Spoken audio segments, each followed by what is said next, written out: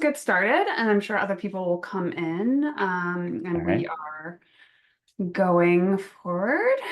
So good evening, everyone. My name is Adrienne Jeanette. I am the curator for the Brunier Art Museum with the University Museums. And thank you for logging in for our virtual lecture today, Brooklyn and Basilicata, Locating Modernity and Joseph Stella's Tree of My Life, in conjunction with the exhibition Journeys, Landscape is Self-Expression, now on view in the Brunier through July 27th. So that's exciting if you happen to be in Iowa or passing through.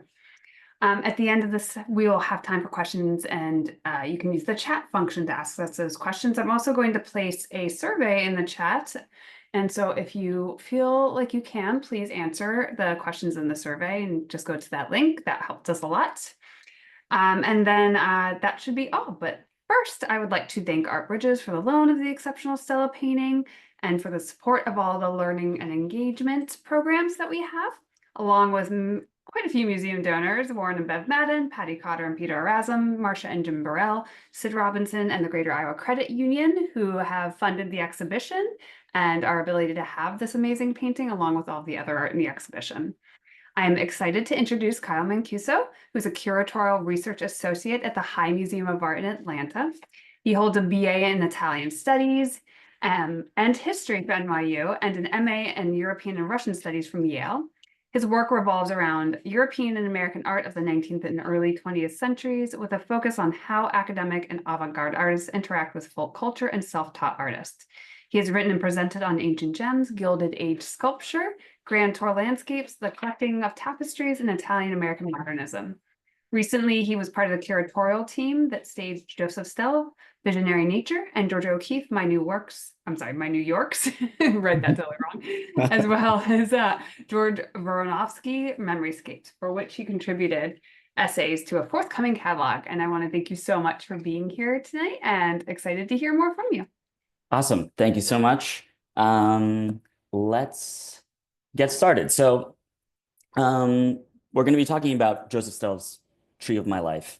The impetus for this, or for my interest in it, goes back a couple of years to a show that Stephanie Height, who is on the call as well, organized at the High Museum on Joseph Stella's sort of other shadow self, the Joseph Stella we don't see a lot, which is the Joseph Stella who paints these sort of strange paintings of nature, of leaves and trees and seascapes and that sort of thing. Of course, he's best known for his paintings of the Brooklyn Bridge of Coney Island, for which he was sort of termed the American futurist. So I put together this sort of intro slide because I want to link in sort of, as you can tell, not so subtle terms, his experience as an immigrant artist living in Brooklyn, and someone who, like many Italian Americans of the period, are going back and forth between the new world and the old. So he's going back often to his small town that he's from called Muro Lucano, which is in the region of Basilicata in Italy. It's basically the soul of the boot. I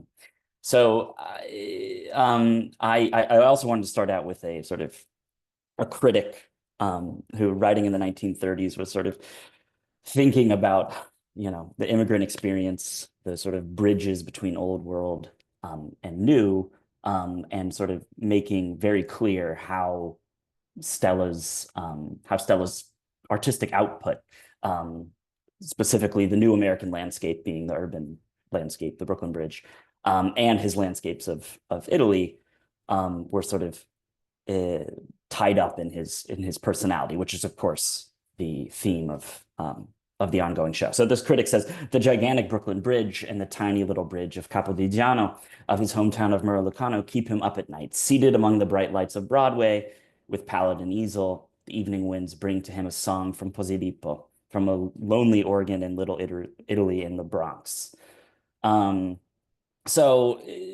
Stella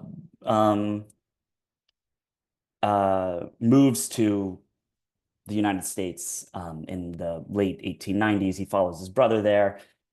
He studies at various sort of academies in the city, and eventually visits Paris, meets with a lot of sort of avant-garde artists, futurists among them. He's sort of supposed to have he was friends with Duchamp later in his career, and supposedly went with him to pick out the urinal that is the sort of icon of Dada. But in the 19 teens, which let's see, in the 19 teens, he's producing, of course, paintings like his series of Brooklyn Bridges, but also towards the end of the decade, this painting, Tree of My Life. He paints it in New York, and it is sort of generally read as some kind of otherworldly Boschian expression, a kind of artist's fever dream that sort of encapsulates his personality. And for those who sort of know Stella's work, and something we tried to do in this show a couple years ago, was to see all the through lines between some of these urban landscapes and these, I wouldn't call this a traditional landscape, but at least it's somewhat green. So again, this is Tree of My Life. It's not Tree of Life. It certainly evokes sort of biblical narratives, but it really is about kind of all about his personality. And it's this kind of compendium of his experience, of his life, of his work, even, as we'll see. And it all sort of starts with the idea of a tree, of roots, finding sort of their home ground, and sort of reaching out and sort of plucking from various experiences, but being rooted in place. This sort of, if you sort of, we had to say, what kind of tree is this? We did spend a lot of time thinking about, what are some of these plants real plants? Most of them are, but other times there's sort of these strange abstracted expressions, versions of them. Maybe we'd say this is a olive tree. Stella loved painting trees. He paints them throughout his career, everywhere from sort of cacti-looking trees to baobab and banyan trees. He marries someone from Barbados, spends some time on the island, and he identifies himself with trees. He executes these two wonderful self-portraits in metal point, and sort of makes it very clear that he sees himself as a tree, and he writes about this quite often as well. He's someone who left behind a good amount of musings, as you can see on the left, some of them heavily edited and crossed out. Most of these are now at the Archives of American Art, and they help us sort of understand his vision, and his practice, in the way that he thought of himself, not only as a painter, but also sort of a poet painter. A lot of his musings are very poetic, indebted to French symbolist poets. Anyway, in one of these musings, he writes that the artist is like a tree, growing older, bent under the weight of its fruit. It presses always closer to the maternal womb that gave it birth. Despite everything, 30 years and more of America have succeeded in making more solid and firm the Latin structure of my nature. I should say that he's not the only modernist to sort of have this obsession with trees, and to sort of imbue trees with sort of a human personality. We currently have an exhibition up at the High called Georgia O'Keeffe, My New York's, about her little known New York paintings. And she sort of famously said at one point, if only people were trees, I might like them better. You get the same sense from Stella, that he's sort of more comfortable with some of these natural forms. The other part of sort of the way that this painting has been understood is that Stella, in some sense, especially later in life, sort of looked like a tree. He had the sort of girth of a sturdy olive tree. Again, critics were keen to point this out. One of them, sort of paraphrasing, riffing off of Shakespeare, says, "He stands upon the earth like a squat colossus, a definite, fixed, solid, substantial quantity." And he goes on about his bulk, about how he looks like a Roman gladiator in modern clothes. Here he is photographed uh, a couple times, one of which on the right is him in Barbados, sort of almost becoming the tree, embracing it. You get the sense that this is his friend. Back to the painting. This tree of Stella's life, again, becomes this compendium of his personality. It's this big, stout, sturdy uh, tree that is centrally located in the canvas. It's a compendium of his influences as well. We see across the top this array of fruit that recalls 15th century Italian paintings, particularly Crivelli.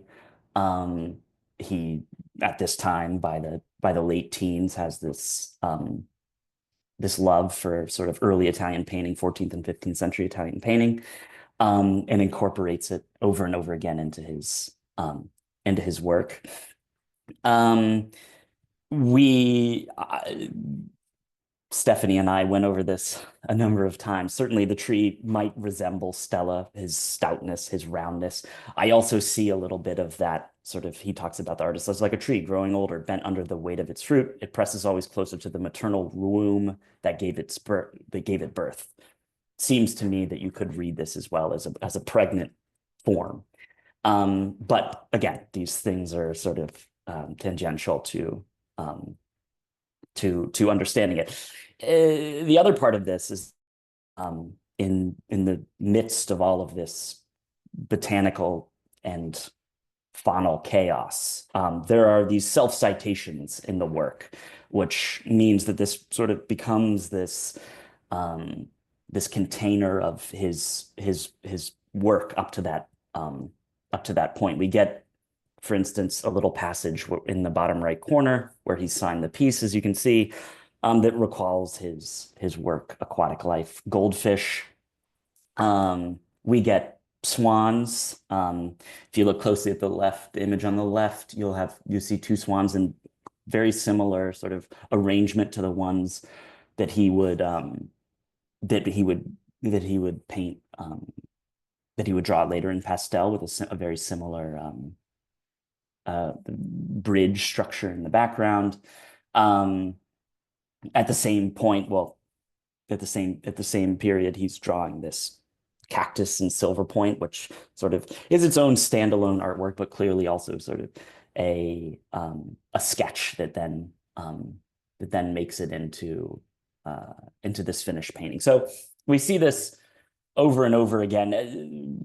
Stella is a master recycler of his forms, and clearly had on hand similar sheets executed in silver point that he then sort of used. You see across his work the same bird in the same position being copied over and over again. And in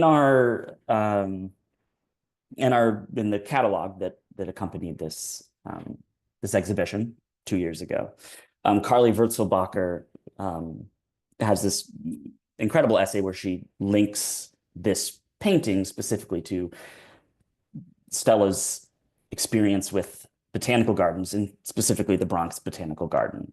He lived very close to the Bronx Botanical Garden. For those that you have been, you'll know it is sprawling and unending, and includes these conservatories, which of course have these sort of iron and glass domes, and where all sort of manner of plants can be found, from palm trees to cactuses and so forth.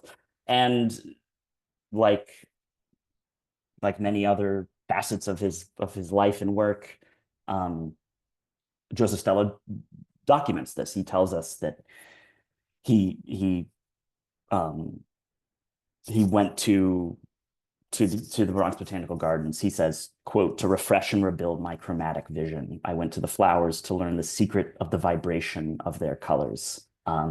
And he spends a lot of time here. We can imagine him sort of sketching um, forms that he then works into these silver point drawings that then make their way into canvases like Tree of My Life. So in a way, again, this painting becomes about his experience and a container for such disparate experiences, in the same way that a conservatory at a botanical gardens can house all different kinds of species. So this piece contains references to his hometown. I mentioned at the very beginning he grows up in a small town that's in Basilicata, right on the border with Campania, where capital of which is Naples. And he writes often about his town of Muralacano. It should be said that he leaves, of course, for the U.S. in the 1890s, 1896, 7, but travels back throughout his life quite often. And many of his pastels, watercolors, paintings reference the vernacular architecture of his town, and as we'll see, oftentimes depict identifiable architectural and architecture and landscapes from his small town. I wanted to sort of write about relate his musings about his town. He says, "I thank the Lord for having the good fortune to have been born in a mountain town. My native village, Muralacano, wedges its stubborn roots in the tortuous viscera of a rocky hillside." I have a postcard here from 1909. It was actually a year that he the first time he returned from since 1897 to Muralacano. He says its sturdy houses are constructed of living rock and fieldstone, and pulled together of rocks scattered all around. They stand in the form of an amphitheater, back to back, leaning against each other like rows of sentinels ready for an attack, protected from above and watched over by the crenellated towers of the medieval castle. That medieval castle, by the way, is sort of storied. There was a queen who was interred there for a while. I should also say that there's a small bridge that dates to medieval times, but later on sort of had the reputation for or the legend attached to it that Hannibal crossed it on his sort of wanderings in southern Italy. So it's a town for which not much has changed. He writes about the valley that it overlooks. This is like any number of small hilltop towns in this region of Italy. They're difficult to access even today, and they were in the late 19th century and early 20th century especially poor.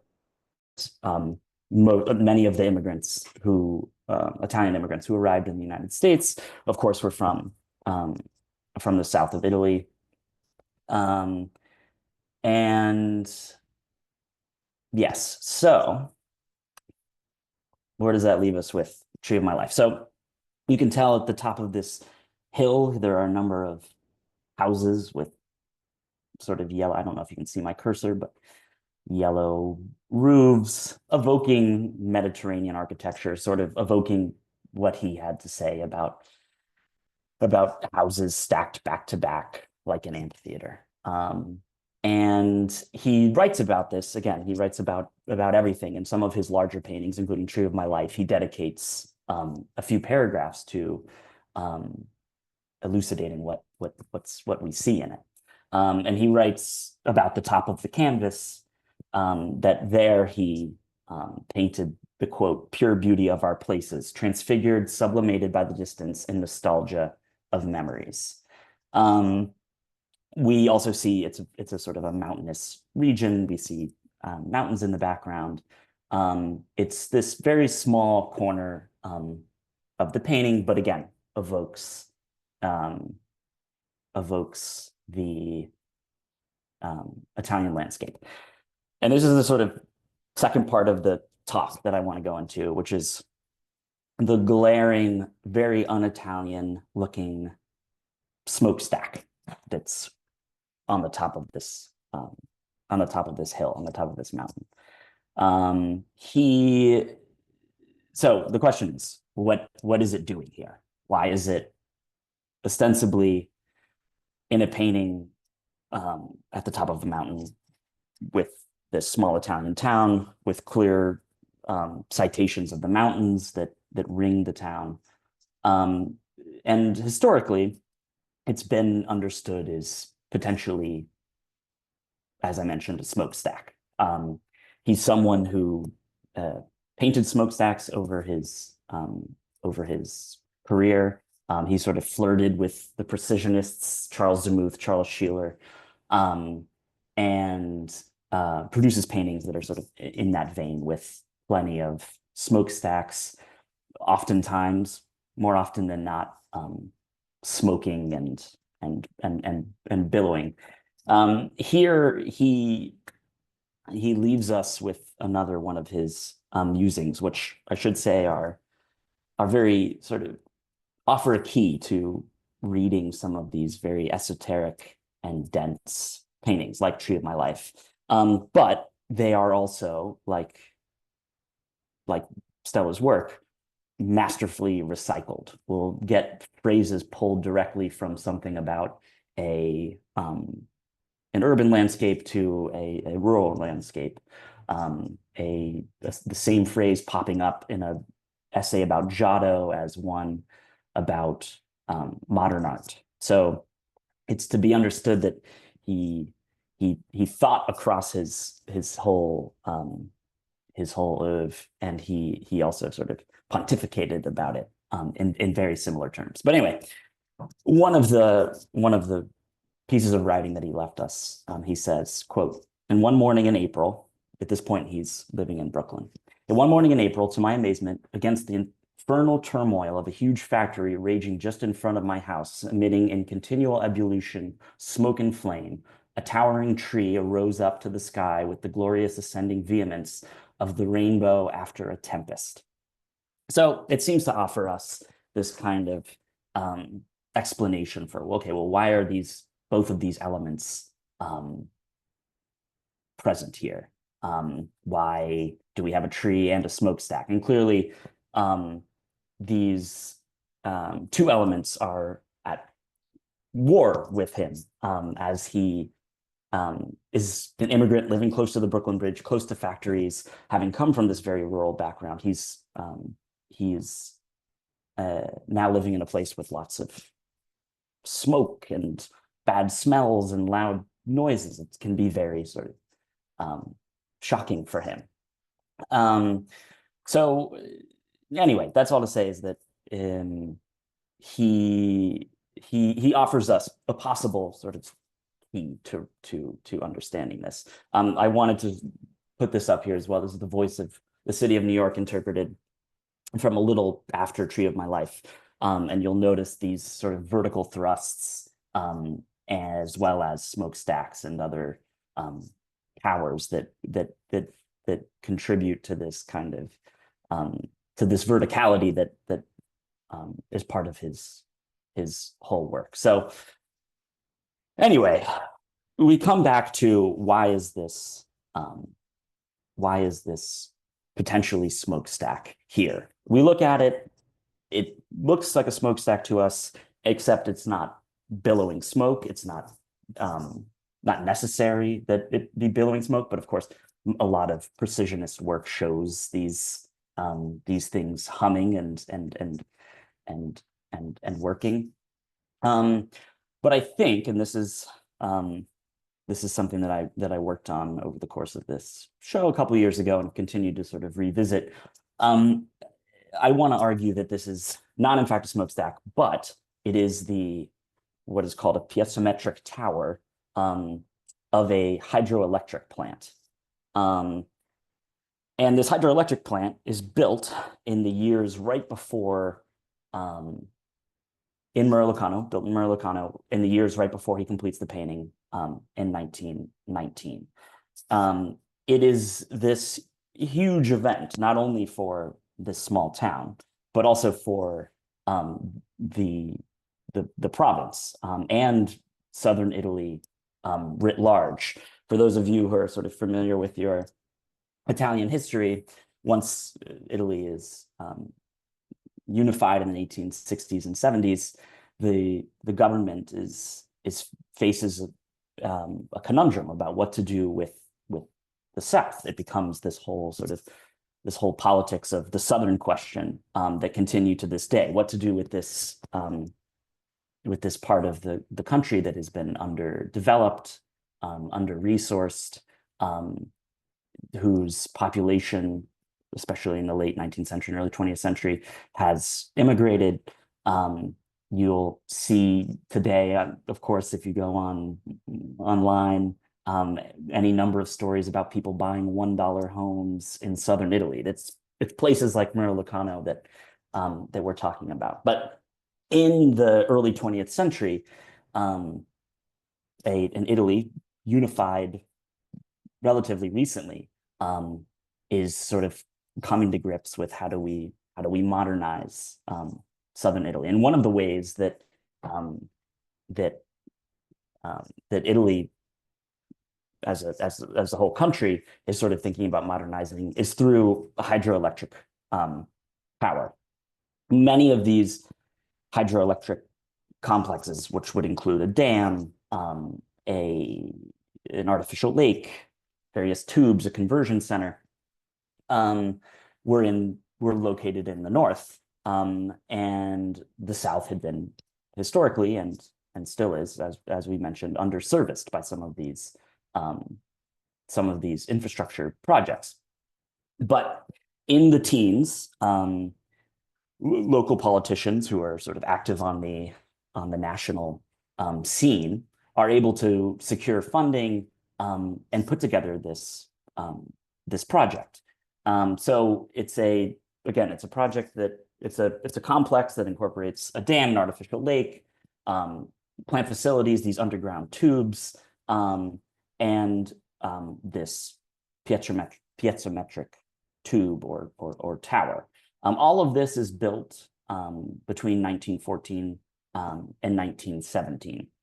Now, obviously, during that period, the war is ongoing, and the World War I is ongoing, and Stella is living in the United States. He, as we mentioned, goes back to Murrilicano in 1909.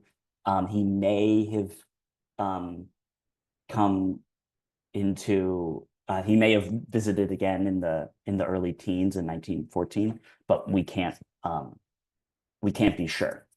But anyway, so this is built between 1914 and 1915. The tower is built in the spring of 1915. It is 2 meters in diameter and 45 meters high, and the whole project promised to provide power to the province, and as well as irrigation to the area. So, of course, Stella's not in. Let's see. Do I have something here? Oh, here's the piezometric tube on the right, and on the left, I was speaking of that medieval bridge. It's down there in the foreground. Part of the sort of package was this new bridge. I showed this at the very beginning of my of the presentation, and it linked these two. It's one city, one town, but two towns within that town by this new bridge in cement with steel reinforcement. Again, a big deal for this small town where nothing had changed or little had changed over thousands of years. So again, this is a huge this is a huge undertaking. It would be the equivalent of, the Empire State Building goes up in your town. Everyone knows about it. Stella is absent, as we've said, but his brother moves back. One of his brothers moves back to Murlucano in 1918 to open a pharmacy. We know that he was well. The other part of this, I've shown a number of postcards.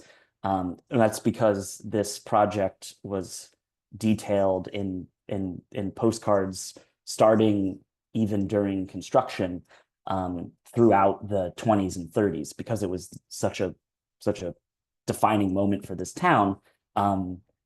People would go visit Murlucano and send back a postcard of a piezometric tube. And in fact, I was at the Archives of American Art looking through Stella's papers a couple years ago, and there's still a lot of work to be done. There's a lot that he left that needs to be parsed, and among those things is a postcard. Now it's postmarked 1926, so after he completes the painting, but it is a postcard sent to him by a friend that is of Murlucano, sent to him when Stella was living in New York, and it's of one of the it's of the tower and the conversion center. So again, huge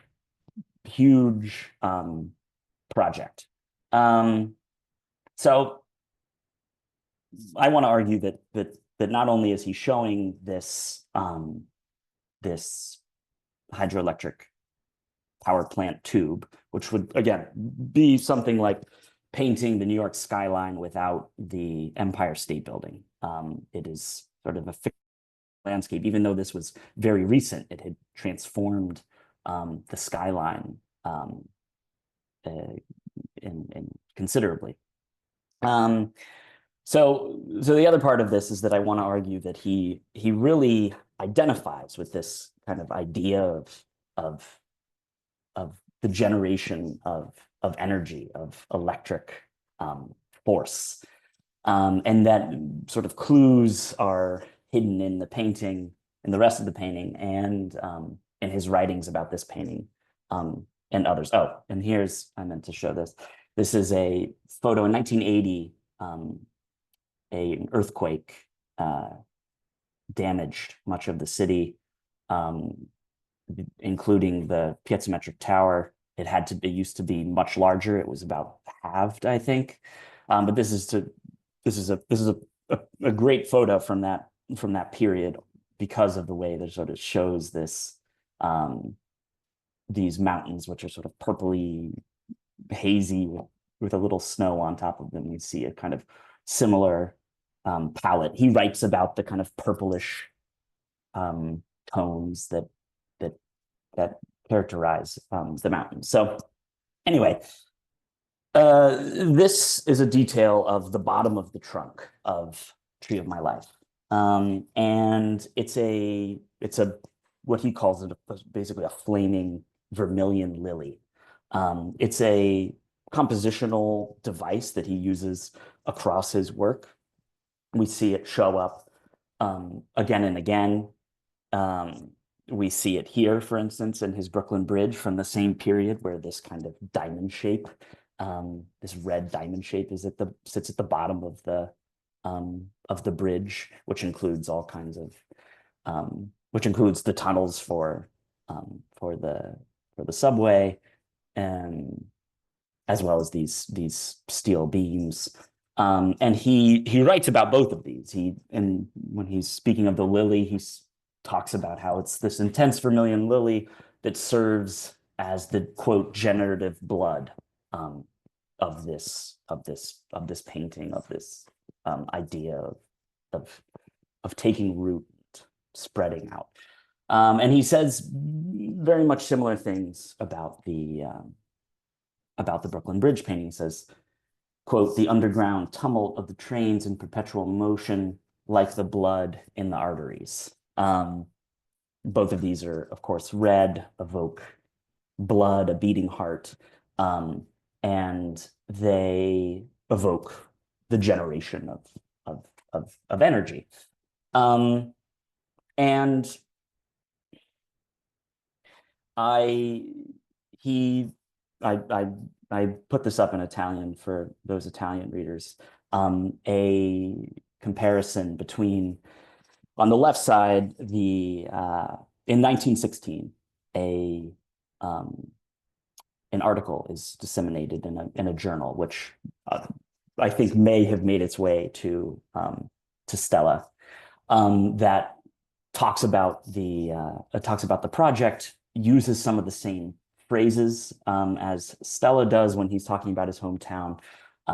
Talks about the amphitheater-like nature of the town, and sort of other moments of aggrandizing this project that he then sort of, I argue, um, puts into his own writing, and one of them is this again this focus on generation, and this on the left is the plaque that was put up honoring the new lake, which was called Lake Needy after the politician who saw to its construction, and this very sort of florid and poetic um, plaque, which again includes um, includes passages like generator of electric force, benefactor of lifeblood to the dried up fields. Um, these are the same sort of words that Stella is using to describe these parts of his painting. We spoke of the lake. There are other paintings by Stella, including this one on the left called The Little Lake from almost 10 years later, that seem to seem to locate the artificial lake that goes up. On the right, I have a view taken, and I'm sorry for the horrible quality, but a view taken from an image of the sort of rocky, cavernous area around where the dam was going up. And you get the sense that this is sort of a kind of a similar view that he's exploring. He doesn't call it, he calls it il piccolo lago, the little lake. He doesn't call it the artificial lake, but in fact, it is a smallish lake. And he writes about it, again, as he writes about everything. And I have some of these are in capital letters because that's how he wrote. He saw these as anyway. So anyway, in one of his writings, which is on the right here, which he titled Little Lake, he speaks of patinated steel, laminated plant, meaning the tree or whatever we have in the foreground, and the generative trunk, again evoking both the language of industry. It's steel and metal that's going into producing the dam and all of the tubings that are necessary to move the water along and convert it into energy, as well as the sort of again, the generative trunk, the idea of this kind of central stock that radiates out, as he says in this poem, to provide power to the area. So why spend so much time on this hydroelectric power plant? Well, as we've seen, it certainly is the most famous event in this small town. It's a big deal. He certainly would have known about it, heard about it, seen renderings of it. And by the time he is painting this in the late teens, the sort of reality of living in the city, of living in America, and amidst all the pollution has become very real to him. brother, who we'll talk about in a second, um, precedes him moving to the United States and is a doctor and also a very important member of the Italian American community. And he manages to get the young Joseph Stella a number of jobs working for publications that report on industrial disasters like mine cave-ins, like explosions at plants. And a lot of his early work, even uh, before the 19 teens, he's drawing scenes of industry in New York, in Pennsylvania, and Pittsburgh.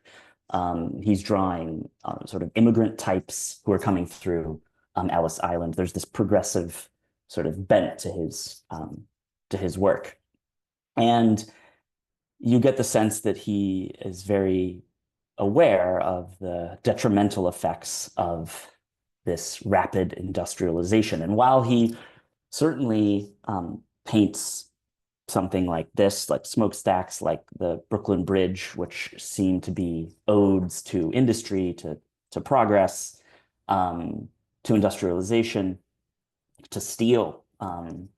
There's also the sort of flip side of this that he acknowledges, and he writes about it quite often. He calls Brooklyn a horrible city, an industrial inferno, a place to run away from at full speed. This is written while he still lives there.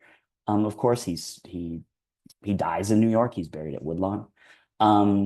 He writes about the kinds of what he calls the kind of quote electric oven that he comes across, which is basically, again, this kind of factory or power plant that he says is quote vomiting white smoke on the snow of the street.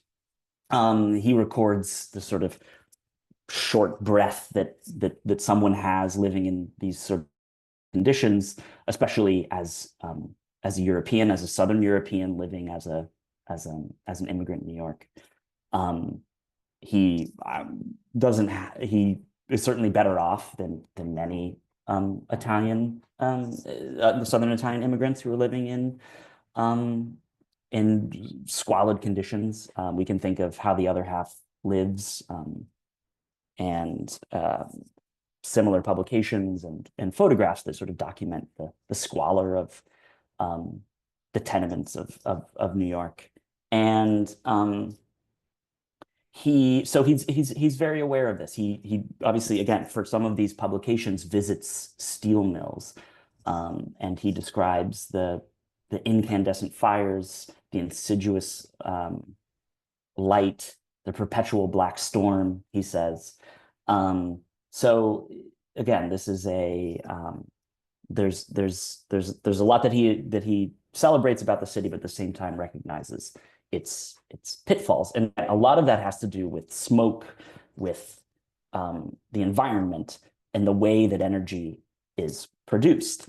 I misspelled Antonio there, so I apologize. This is Stella's brother, Antonio Stella. He's older. He is an established doctor in New York, and he's very famous. He counts Caruso as one of his patients. Speaking of rotund Italian Americans, famous Italian Americans, Caruso is up there in the period. And his sort of claim to fame, beyond being a famous doctor, is that he argues for improved living conditions among Italian Americans, among immigrants in general, and specifically, as a doctor, goes after and starts researching tuberculosis.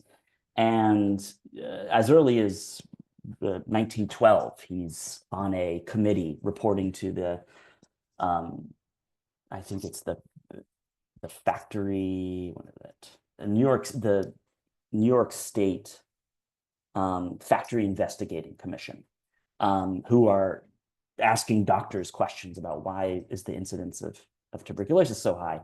And he says the causes are many, but really it's, quote, the nature and quality of work that are the main factors. And that tuberculosis of the lungs among the workers in factories is really, in 2/3 of the cases, an occupational disease. He argues for masks to be worn by some of these workers, depending on what kind of sort of factory work they're involved in. He talks about the need for regular doctor's visits, and he talks about how Italian Americans, especially, are sort of drawn to the home air. And he cites many instances of Italian Americans contracting tuberculosis, and even against the opinion of their doctors in New York, book passage to go return home, and that believing that the sort of the very clean air of southern Italy, which is not sort of smoky in the same way that, and dirty and grimy in the same way that New York or Pittsburgh is, that this will heal them. Of course, this doesn't necessarily happen, but a lot of what Antonio is doing is trying to sort of educate both the Italian American public, but also American city, state, federal governments about the need for improved education and improved resources, as well as time away from these horrible factory conditions, including living very far away from tenement housing that is far away from factories, far away from this squalor. So we will conclude here and then move on. Tree of My Life, I think, for Stella becomes about this return home that offers someone this kind of breathing room, a place where there is no smoke, where sort of living conditions are perhaps not ideal, but tolerable, and also a place where that is not sort of in stasis, but is moving forward. And in the same way that Stella over and over again writes about how he goes back to nature to sort of discover his art and to feel truly himself, the city that he's from, in the same way, is harnessing this the power of water to provide essentially clean energy that is whose byproducts include an ugly piezometric tower, but not sort of what the bacteria and infectious diseases that Antonio Stella is dealing with in New York.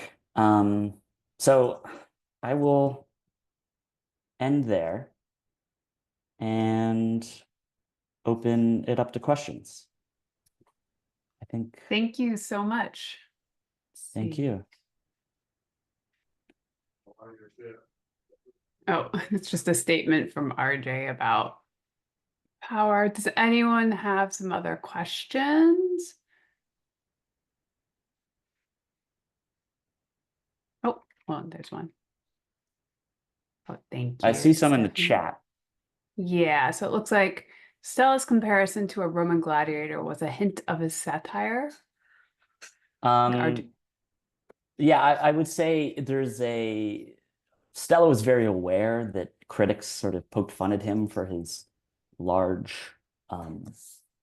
stature and for his loudness. There's another sort of quote that I left out about how sort of irascible he is. In 1 minute, he is sort of as sweet as can be. In other minutes, he's very sort of violent and loud. There's critics who meet with him in Naples and in the Galleria, the very famous sort of mall building, and describe how his voice, a la Caruso, sort of reverberated through these things. So he didn't do anything to sort of discourage critics from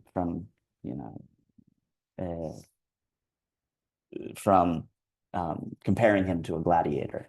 I think he also supposedly, and although to my knowledge, I've looked, but do not have any recordings of his voice, when he was though he spoke pretty much fluent English, sort of affected an Italian accent when he was in when he was in the US. And then when he was back home, sort of almost acted like an American cowboy. So there's this, there's this view of Stella as someone who is bridging both worlds, but is not belonging in either. So would you say that the same about his art? Obviously, he was drawn to the industrial, yet said to hate it, right? Mm-hmm. Said one thing, but really couldn't stop Mm-hmm. using Yeah, it or painting it. exactly. He sort of his career is his financial stability too is sort of based on his depictions of American modernity. He churned after some of the sort of well-known Brooklyn bridges, churns out other sort of second-rate Brooklyn bridges, we'll say, because that's his calling card. Even today, you'll read um, a art history book, and it mentioned, usually the Brooklyn Bridge at Yale is in there, maybe Coney Island, and then you move on. But really, there is this whole other side to him that is sort of unsure about his identity and caught between two worlds. Yeah. And for anyone who hasn't seen this in person, this one's like a very massive painting. Was he often painting on this scale, or was this just one of those more kind of wildly large where he was just kind of going all over the place and needed a larger canvas to really express himself? He um he he did produce works on this scale. I think it's the same. I had written down um the dimensions, but now I don't have them on hand. But It's like it's oh yeah, go ahead. 84 by 76, I think, or something like that. Yes, and it's the same. It's basically the same size as his Brooklyn Bridge. So they make up a nice sort of pairing, in the sense that these are the two sides of the coin. He did enjoy scale, and there are plenty of other paintings that are quite large. One at the High, for instance, is called Parissima, and it's potentially even larger. I'm not sure. It certainly has a huge frame, but is of a sort of almost a Madonna figure, set against the against Vesuvius in the background and the profile of Capri. But he sort of was, again, larger than life in many senses, including how he painted. But he could also produce, like we saw in the Cactus Silver Point drawing, something that is small, exquisite. He really he certainly played with scale in terms of his choice of canvases and papers. Looks like we have one question from Mhm. Rick, who's one of our docents. Can we view Tree of My Life as autobiographical, or is it a summation of his work? I think he certainly, as we've seen, thought of it as being an autobiographical work. He thought of himself as a tree a little bit. There's other sort of sly self-portraits that he produces. One of them is like of an ox. He certainly looked like an ox, we could say. And this was, again, not uncommon for sort of in a period when modernists were kind of toying around with ideas of caricature, to caricature yourself as a sort of outlandish plant or an ox. He there's always sort of this ironic quality to a lot of his output. You get a sense that he's like winking at us as he does this. But I do think earnestly he believed in the need for an artist to sort of connect with nature on a very visceral level. And again, we see this throughout his work, throughout his writing. And I think, to your point, Rick, I think it can be both. It can be a summation of his work to that point, even beyond, where drawings, paintings that he had already produced make their way into Tree of My Life that then engender something like Swans that comes later in the 20s. So it's this interesting canvas that if I remember correctly, for some time doesn't leave his studio, and sort of remains this kind of ode to himself. So Oh, that's interesting. Well, it looks like that's all we have, and we're just about out of time. So I just want to say thank you Yep. again. Thank you. Um, it was really lovely and interesting and good information for me for sure. And we have recorded it, so we'll put it up because I know there's an art history class at the same time that would like to see it. But I Mhm. just wanted to say thank you again, Kyle. This was great. Well, thank you. And thank you for all those who spent the time and have a great rest of your night.